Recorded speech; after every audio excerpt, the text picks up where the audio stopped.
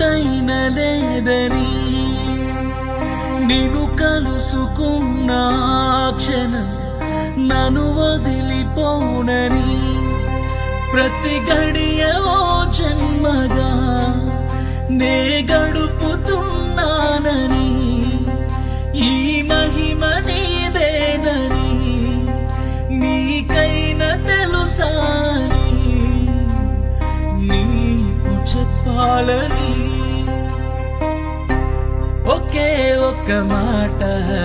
మదిలోన దాగుంది మౌనంగా ఒకే ఒక్క మాట పెదవో పలేనంత తీయంగా